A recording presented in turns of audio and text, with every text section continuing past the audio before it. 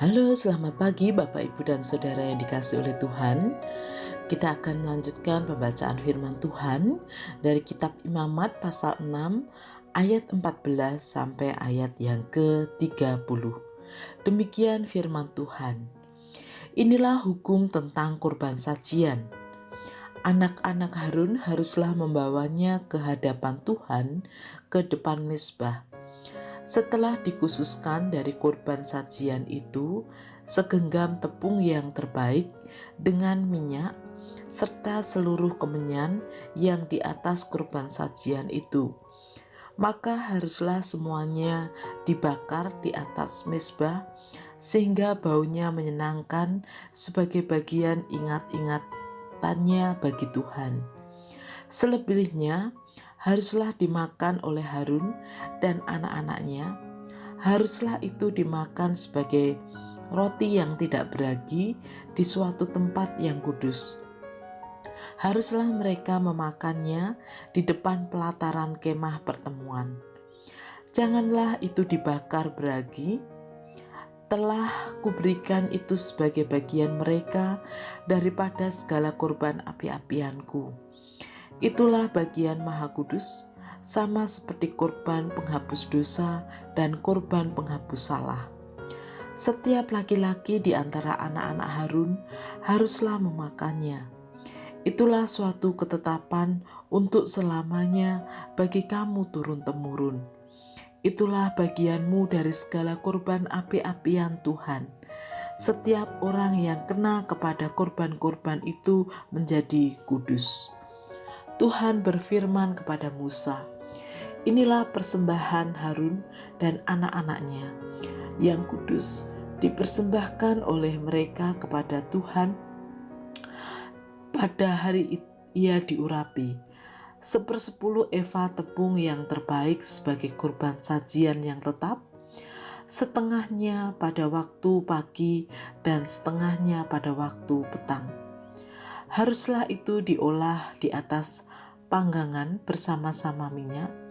Setelah teraduk haruslah engkau membawanya dan mempersembahkannya sebagai kurban sajian.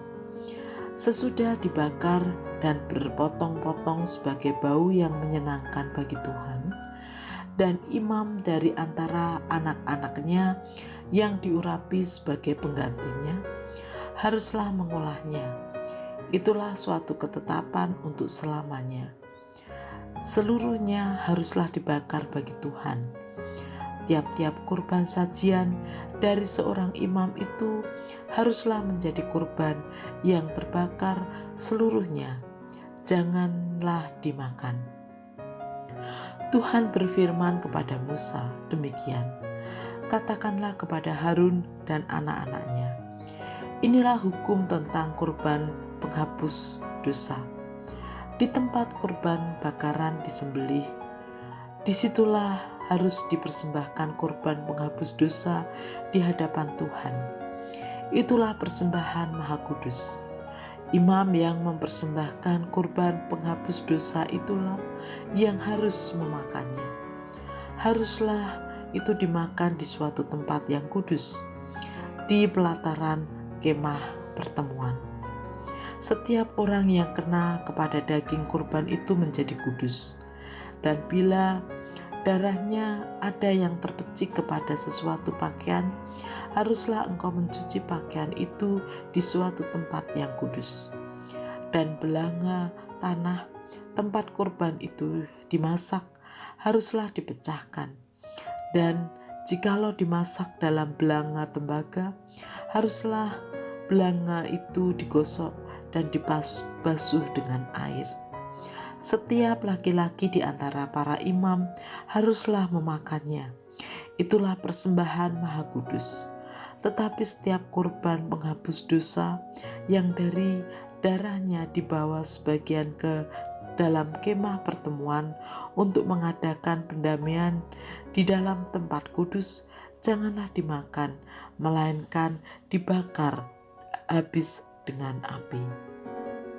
Bapak, Ibu, dan Saudara yang dikasihi oleh Tuhan, mungkin saat kita membaca atau mendengar teks-teks ini, yaitu mengenai kurban persembahan atau kurban bakaran, kita berpikir kok sedemikian detail atau dalam bahasa Jawa jelimet terkait dengan imam, dalam hal ini Imam Harun dan anak-anaknya, tentang apa dan bagaimana yang harus mereka lakukan. Demikian juga terkait dengan kurban yang harus dipersembahkan dan bagaimana mempersembahkannya. Bahkan tentang pencucian tempat setelah kurban bakaran dilakukan. Namun demikian, bukankah hal itu menunjukkan ada nilai-nilai yang hendak diajarkan, yaitu keteraturan dan kebersihan? Kita tentu semua menerima dan setuju dengan nilai keteraturan dan kebersihan.